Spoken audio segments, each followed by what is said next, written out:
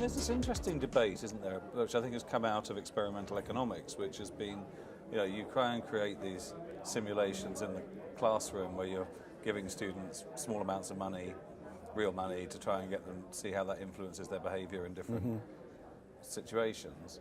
And there's this question of whether, if you're only using small amounts of money or it's not really their money, do you really simulate real-world behaviour? And I mean, I don't know if the same applies to gamification. I mean, why do you feel this is simulating real-world behaviour? Well, we're already making comparisons with the trends that we're seeing in the real world, so we know that it's working.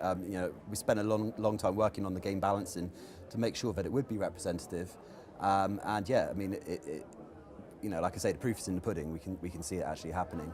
But also, we've got the power to engineer real shopping trends as well. By we can run promotions to say if these 1,000 people fantasy shop a particular product that brand wants to make fashionable, then they'll once it reaches a tipping point, then we can say here's a promotional discount, and thanks for promoting this particular product through the Fantasy Shopper platform. So, and just to clarify, that Fantasy Shopper is fully integrated with Facebook as well. So, there's a lot of exposure to social channels for the retailer brand. So you see on your news feed on Facebook that your friends have just bought this amount? If they choose to publish it, If they choose to publish that, And they are mostly, or your players? Some do, some don't. The ones that don't are happy that it's not an aggressive promotion, So what's your typical player look like? Well, our average user is between 22 and 25-year-old female at the moment. But we sort of purposely targeted that community to start with to make sure we've got early fashionable young trendsetters. But we've been building the product in stealth for the last 12 months, and we've brought in a number of different user demographics just to try it out. We've had 12-year-old girls highly engaged in it. We've had 43-year-old women on it.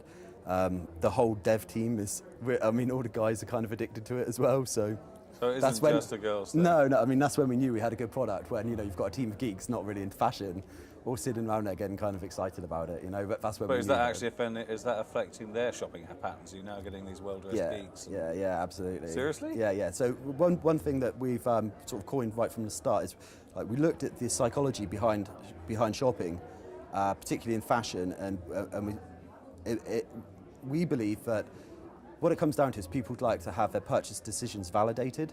So in the real world scenario, what would typically happen is someone would purchase an item of clothing, then wear it to a particular event, get feedback from their friends on that item of clothing, and then pass judgment on it. Whereas in Fantasy Shopper, it's the same steps, but we're kind of disrupting the process. You fantasy shop the item, then you get feedback from your friends, then you pass judgment on the item, and then at that point you decide to go and make the purchase. So we're calling it pre-purchase validation. So in terms of, to answer your question, does this have an impact on guys? If you think, an average guy walks into a store and sees 2 pairs of jeans on the wall in front of him. One pair he's fantasy shopped, and he's had 5 comments from females on Fantasy Shop saying, oh wow, those jeans are really great, I think they'd really suit you. And then the other pair of jeans he has no social data on whatsoever. Which pair of jeans is he going to buy? I mean, typically, I would say 9 times out of 10 he's going to buy the pair of jeans that he has the data on. And the geek has usually had to rely on his mum or something to give validation up to that point. I don't want to say anything bad about geeks. Fashion sense from my mother, so I'm staying out of that one. So what gave you the idea? Well, I kind of worked on an idea similar to this in the past, literally a couple of years ago.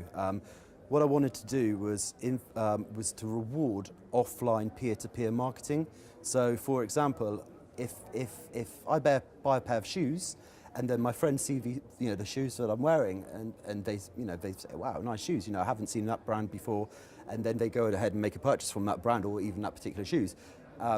Even though it's offline, as someone that's basically virally promoted this pair of shoes, I should be rewarded. So I was looking at how can we implement this in some sort of digital format. So the idea was that we would sort of build a micro affiliate program, whereby every time you purchase an item of clothing, it enables you to become an affiliate sort of reseller for that item of clothing.